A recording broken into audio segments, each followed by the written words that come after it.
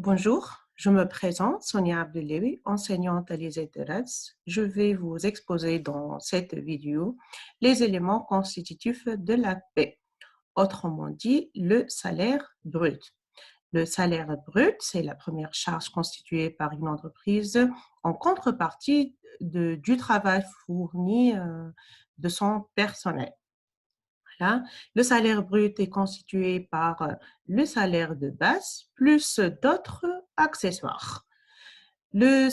Commençons par le salaire de base. Le salaire de base, c'est la rémunération du travail fourni par le personnel pendant la durée hebdomadaire légale de son travail. Cette durée hebdomadaire pourrait être de 40 heures ou de 48 heures par semaine, selon le régime appliqué par l'entreprise en Tunisie.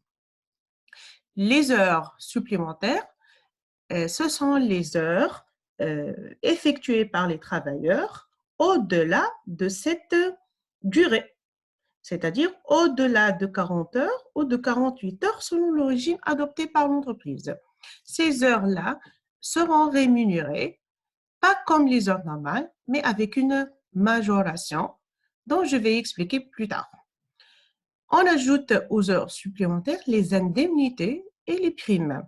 Comme exemple, les indemnités de transport, les primes de rendement, de présence, d'ancienneté. Et on ajoute à cela les avantages en nature. Ce sont des avantages pas en numéraire, ce sont des avantages en nature, comme les tickets de restaurant, comme le logement, comme la voiture de fonction. Voilà pour ce qui concerne les éléments du salaire brut. Les heures supplémentaires. Voilà, je vais vous expliquer ici comment elles seront rémunérées. Pour le régime de 40 heures, à partir de la 41e heure à la 48e heure, la majoration serait de 25%. C'est-à-dire, si l'heure normale de travail est rémunérée à 10 dinars, et si le travailleur touche 12 dinars 500. À partir de la 49e heure, la majoration serait de 50%. C'est-à-dire, s'il touche 10 dinars l'heure normale, à partir de la 49e heure, il aura comme rémunération 15 dinars l'heure. Voilà. Pour le deuxième régime hebdomadaire, 48e heure, alors, puisque c'est un travail pénible, le travailleur travaille 48 heures par semaine, la majoration serait de 75% dès la 49e heure.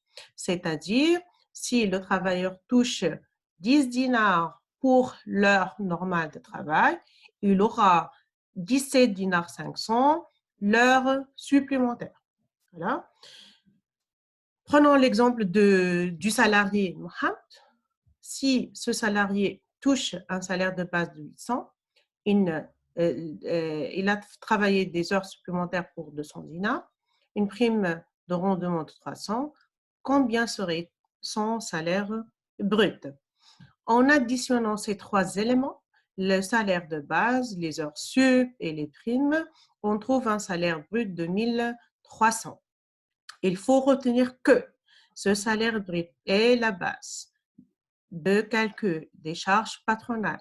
C'est la première charge constatée par l'entreprise, aussi bien c'est la base de calcul des retenues sur salaire que fait l'objet de notre prochaine séquence vidéo. Je vous remercie pour votre attention.